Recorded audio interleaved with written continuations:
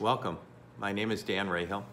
I'm a managing director with Wintrust Wealth Services and former chairman of the Illinois CPA Society. And I'm here today to talk to you about the CARES Act. At the Society, we put together a series of 8 short videos on the CARES Act, which is the third in a series of monumental COVID-19 relief packages. This presentation, part 1, will provide an overview of those provisions.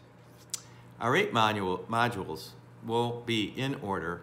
Number 1, the background that I'll talk about today.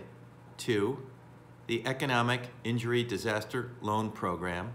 3, the Payroll Protection Program. 4, individual tax provisions. And 5, business tax provisions. 6, payroll tax credits. 7, retirement and employee benefit provisions. And 8, unemployment insurance and Code Section 139 disaster relief, which I find particularly interesting. So you have to stick around for module number 8. So let's get a little bit into the background of the different relief packages that have been enacted over the last 2 months. Phase 1, the Coronavirus Preparedness and Response Supplemental Appropriations Act, H.R. 6074, was signed into law on March 6th. It was an $8.3 billion program for public health programs and research. And significant portions of that funding went to the Department of Health and Human Services to develop vaccines and testing kits for local communities, to state and local health departments to be used for staffing increases and additional laboratory equipment, and to the federal government to aid in the international containment of the virus. Shortly after Phase 2, the Families First Coronavirus Response Act, or H.R. 6201, was signed into law on March 18th. This act deserves its own webinar, and odds are many of you have already seen several webinars on the Families First Act. It was effective on April 2nd, 2020, and it provides for free testing for the novel coronavirus, or COVID-19.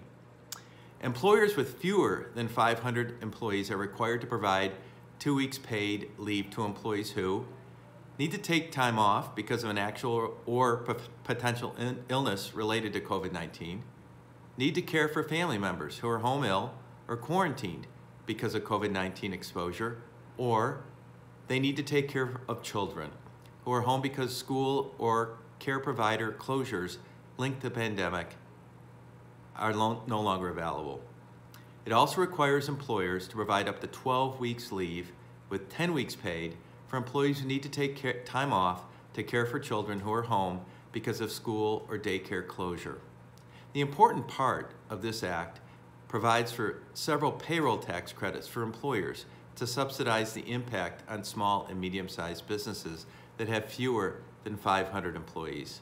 That's a very high-level overview of that act, and I encourage you to search out other Illinois CPA Society resources for more details. But let's move on to really the subject of what this series is all about, the CARES Act. The Coronavirus Aid, Relief, and Economic Security Act, or H.R. 748, otherwise known as the CARES Act, was signed into law on March 27th. It is a $2 trillion, 880-page bill that contains numerous tax, grant, and loan provisions designed to provide financial aid to businesses, individuals, nonprofits, and state and local governments. $377 billion of the $2 trillion is for an SBA program to provide loans to small businesses with loan forgiveness for payroll and certain other costs. This is comprised of 3 programs: the Payroll Protection Program for $349 billion, the Economic Injury and Disaster Loan Program for $10 billion, and other SBA subsidies, which comprised of $18 billion of the budget. In addition, $500 billion of Treasury Exchange Stabilization Funds will provide loans and loan guarantees to other investments to businesses. $250 billion for emergency unemployment benefits and $340 billion in emergency supplemental appropriations. Next steps, Phase 4. Today, the administration put forth a $251 billion supplemental loan proposal to supplement the loans already included in the CARES Act discussed above.